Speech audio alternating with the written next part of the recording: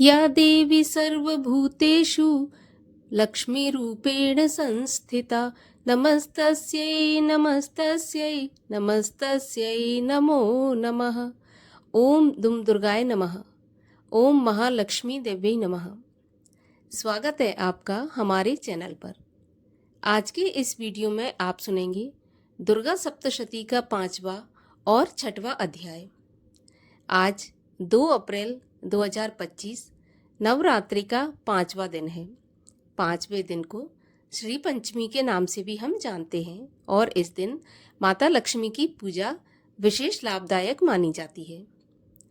तो सभी प्रकार की व्रत कथाएं सुनने के लिए और हमसे जुड़े रहने के लिए आपको केवल हमारे चैनल को सब्सक्राइब करके रखना है, बेल आइकन को प्रेस करना है और आज की कथा अच्छी लगे तो लाइक करना है और शेयर करना है। तो चलिए अब सुनते हैं दुर्गा सप्तशती का 5वां अध्याय।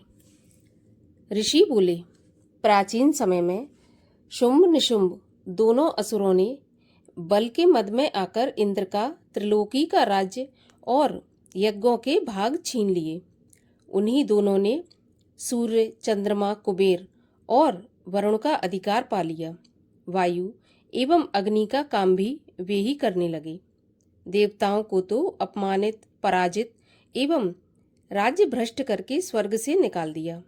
जिनके अधिकार उन दोनों असुरों ने छीन लिए थे, वे सभी पराजित देवता अपराजिता देवी का ध्यान करने लगे कि उस देवी ने तो हमें वरदान दिया हुआ है कि आपत्ति काल में मेरा स्मरण करने पर तुम्हारे महान संकट उसी क्षण दूर कर दूंगी। यही वरदान विचार कर पर्वतराज हिमालय के पास सभी देवता पहुंचे। वहां भगवती की स्तुति करते हुए देवता बोले, देवी एवं महादेवी को नमस्कार हो, शिवा को सदा नमस्कार हो, प्रकृति भद्रा को नमस्कार हो। हम सनियम उस भगवती को प्रणाम करते हैं। रुद्र रूपा को नमस्कार, नित्य स्वरूपा गौरी एवं धात्री को नमो नमः। ज्योत्सना रूपिणी चंद्र स्वरूपा एवं सुखमयी को निरंतर नमो नमः। प्रणाम करने वालों की उन्नति करने वाली सिद्धि स्वरूपा को नमस्कार हो।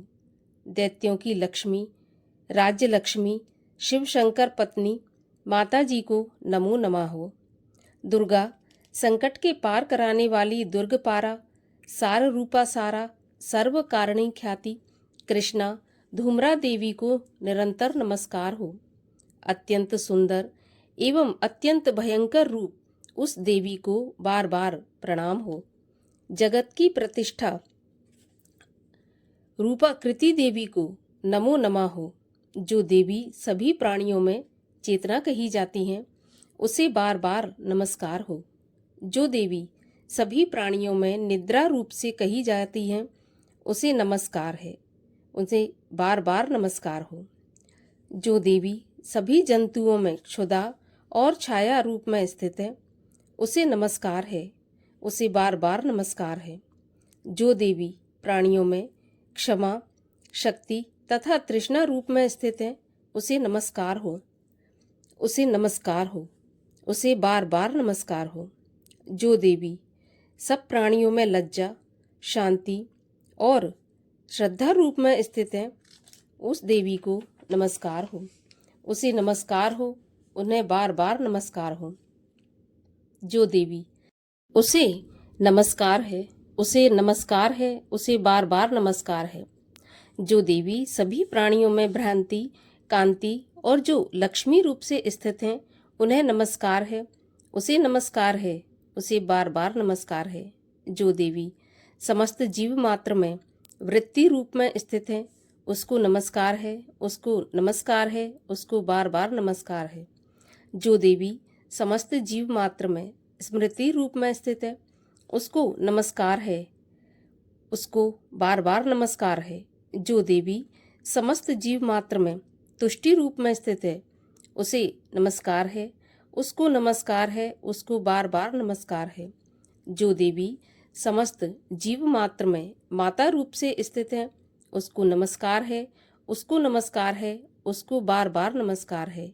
जो देवी समस्त जीव मात्र में भ्रांति रूप में स्थित है, उसको नमस्कार है, उसको नमस्कार है, उसको बार बार नमस्कार है। जो देवी समस्त इंद्रियों तथा संपूर्ण जीव मात्र की अधिष्ठात्री हैं और समस्त जीव मात्र में निरंतर व्याप्त रहती हैं, उसको बार बार नमस्कार है। जो देवी इस सारे जगत में व्यापक होकर चैतन्य रूप में स्थित है, उसे नमस्कार है, उसे बार बार नमस्कार है।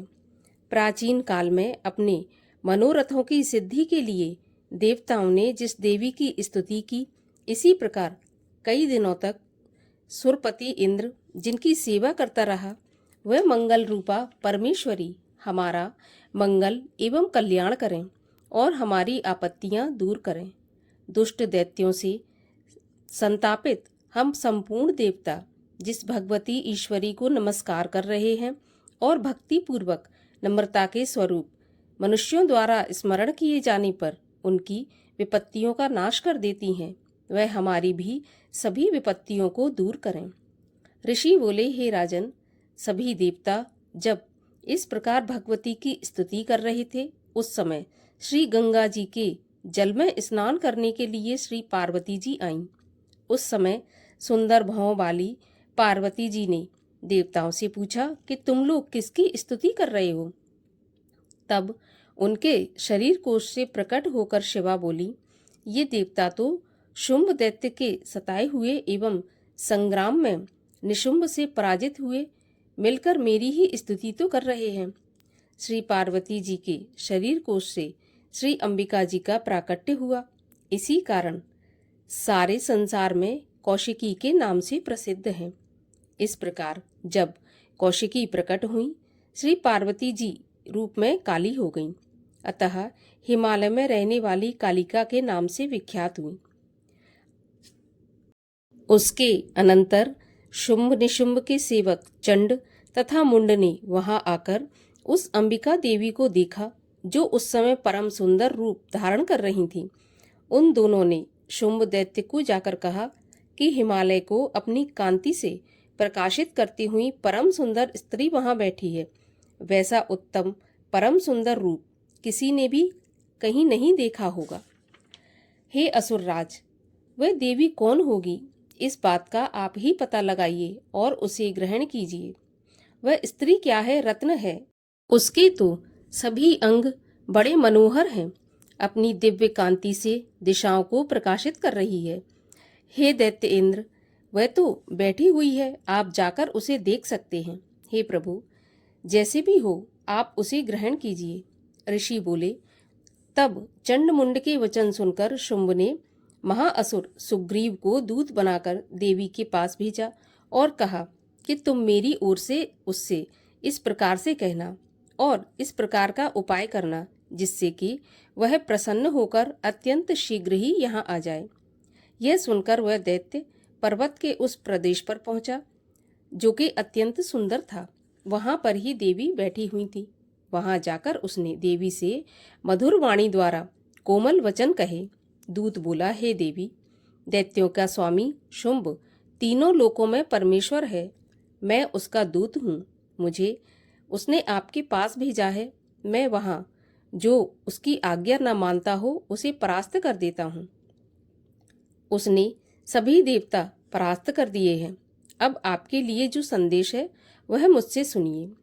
उसने कहा है, सारी त्रिलोकी मेरी हो चुकी है। सभी देवता मेरे अधीन हैं। सभी यज्ञ भाग अलग अलग करके मैं ही पा रहा हूँ। त्रिलोकी भर के उत्तम सभी रत्न मेरे अधीन हो चुके हैं। इंद्र के श्रेष्ठ वाहन ऐरावत हाथी को मैंने छीन लिया है। देवताओं ने क्षीर समुद्र से उत्पन्न उच्च श्रवा नामक जो अश्व है वो प्रणाम करके मुझे भेंट कर दिया है, तथा और भी जितने देव गंधर्व एवं नागों के पास रत्न रूप वस्तुएं थीं, वे सबकी सब हे सुंदरी मेरी हो चुकी हैं। हे देवी, अब हम तुमको स्त्रियों में रत्न मान रहे हैं। इस कारण अब आपको भी हमारे पास आ जाना चाहिए, क्योंकि हम तो रत्नों के भोक्ता हैं। अब तुम्हारी इच्छा है कि मुझे अथवा मेरे पराक्रमी भ्राता निशुंभ को, इन दोनों में से किसी को वर लो, क्योंकि तुम रत्न रूप हो। मेरे साथ विवाह कर लेने से तुम्हें अतुल ऐश्वर्य प्राप्त हो जाएगा। यह अपनी बुद्धि के द्वारा सोच लो, फिर मेरे साथ विवाह कर लो। ऋषि बोले, जब इस प्रकार दूत ने देवी से कहा, तब वह जगत को धारण करने वाली भगवती देवी जी गंभीर होकर मंद मुस्कान करके बोली, हे दूत, तुमने जो कुछ भी कहा है वह सत्य है, मिथ्या कुछ भी नहीं है। इसमें संदेह नहीं कि शुंभ त्रिलोकी का स्वामी है और निशुंभ भी वैसा ही है, किंतु मैंने प्रतिज्ञा की हुई है, उसे किस प्रकार से मिथ्या करूं? प्रतिज्ञा इस प्रकार की है कि जो मुझे युद्ध में जीत ले एवं मेरा अभिमान तोड़ दे और संसार में मेरे समान बलशाली हो, वह मेरा भर्ता हो सकता है। शुंभ आए अथवा महाअसुर निशुंभ आए, मुझे जीतकर मेरा शीघ्रता से पाणी ग्रहण करे। दूत बोला, हे देवी, तुम्हें अभिमान है जो इस प्रकार की बातें मेरे सामने कर रही हो? भला कहीं त्रिलोकी में ऐसा कौन सा पुरुष है जो कि शुंभ निशुंभ का सामना कर सके? सारे देवता तो दूसरे दैत्यों का सामना भी नहीं कर सकते, तू तो स्त्री है, फिर अकेली है। युद्ध भूमि में इंद्र आदि सभी देवता जिस शुंभ आदि दैत्यों के सामने न ठहर सके, भला तू स्त्री होते हुए उनका सामना कैसे कर सकेगी? इस तरह चले चलने से तुम्हारी प्रतिष्ठा होगी, अन्यथा जब वे तुम्हारे केश पकड़कर घसीटते हुए ले जाएंगे तो तुम्हारा गौरव नष्ट हो जाएगा। देवी बोली, हे दूत, इसमें कोई संशय नहीं कि शुंभ बलवान और निशुंभ भी पराक्रमी है, पर मैं करूं तो क्या करूं? प्रतिज्ञा करने से पहले यह बात मैंने नहीं सोची थी। अब तुम जाकर असुर राज को मेरी यही बात कह दो, फिर उसे जो उचित दिखाई दे वही करे। 6वां अध्याय। ऋषि बोले, देवी जी का इस प्रकार का वचन सुनकर दूत क्रोध से लाल होकर लौट आया और फिर दैत्यराज को विस्तार के साथ सभी बातें सुना दी। दूत के वचन सुनते ही दैत्यराज क्रोध से भर गया।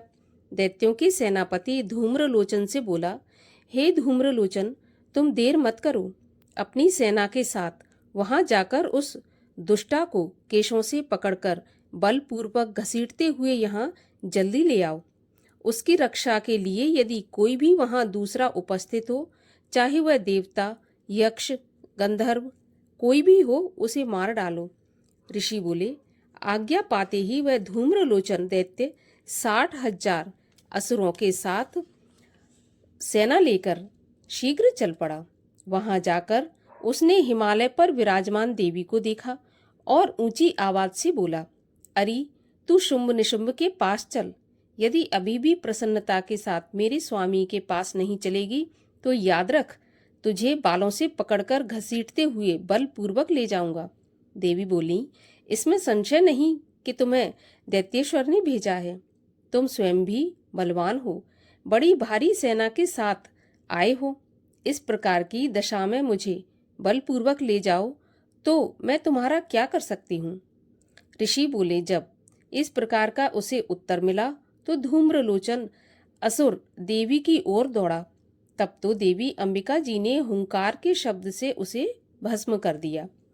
फिर तो असुरों की क्रोध में आई बड़ी सेना तथा अंबिका जी ने एक दूसरे पर तीक्ष्ण बाण, शक्तियां, फरसे आदि बरसाने शुरू कर दिए। इधर देवी जी का वाहन सिंह भी कुपित होकर भयंकर नाद करता हुआ, अपने बाल झटकारता हुआ असुरों की सेना पर उछल पड़ा। उस सिंह ने कुछ असुरों को पंजों की मार से एवं कुछ एक को अपने जबड़ों से तथा कई एक महाअसुरों को नीचे पटककर दांतों व दाढ़ों से विदीर्ण करके मार डाला।